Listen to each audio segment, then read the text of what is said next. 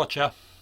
So I'm still on my phone. I have limited access to my laptop. I can do some things, but it is still in control of the Union of Andes. What's that? Well, I have a Facebook group. It was called the Tom Slatter and Royal Supporters Group. It got taken over by people, many of them called Andy, who were making puns. I objected, and well, then all this happened. Right, look at this. That is my laptop. That is all I can get on my laptop. Union of Andes. What on earth is the Union of bloody Andes? Hall, is this you? This is you, isn't it? Get out of my laptop. Give me back my laptop. Give me back my computer. I'm serious. I'm warning you.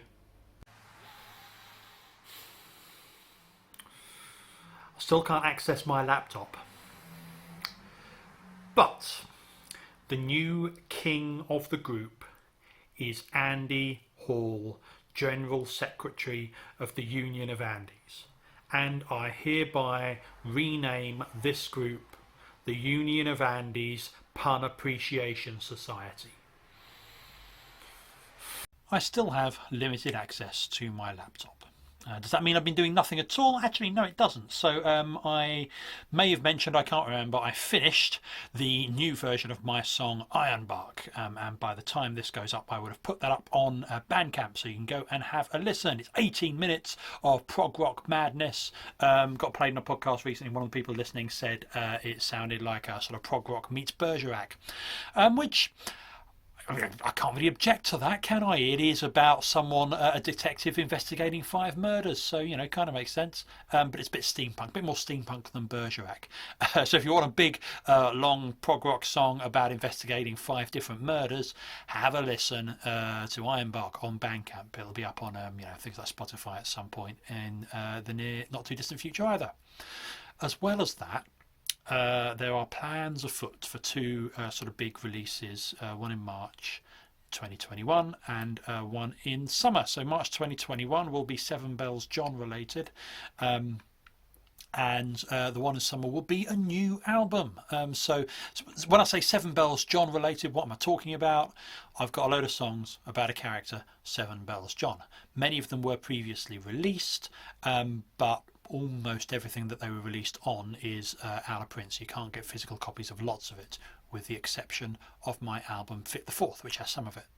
So we're going to do a bit of a reissue in a brand new format that won't have been available before, newly recorded versions of some of those songs as well. It'll be ace, more music, more news to follow, and then I'm kicking off the new album project as well.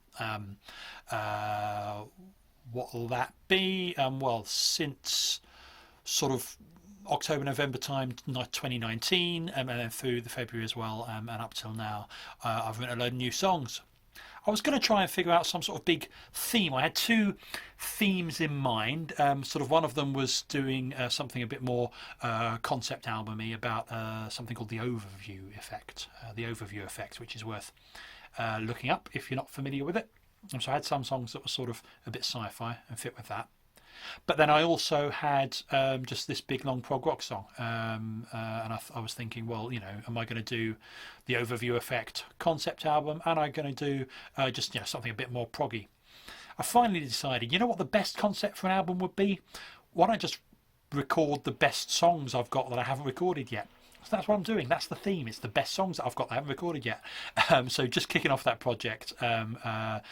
Demos are pretty much done for most of the songs that I've decided to record, and that's the process. Demos first, getting personnel on board. I've started some of those conversations, tracking over the next few months, building up to a release next year sometime. So more news on all of that. I will leave you with an extract of Ironbark, and you can go and have a listen to that.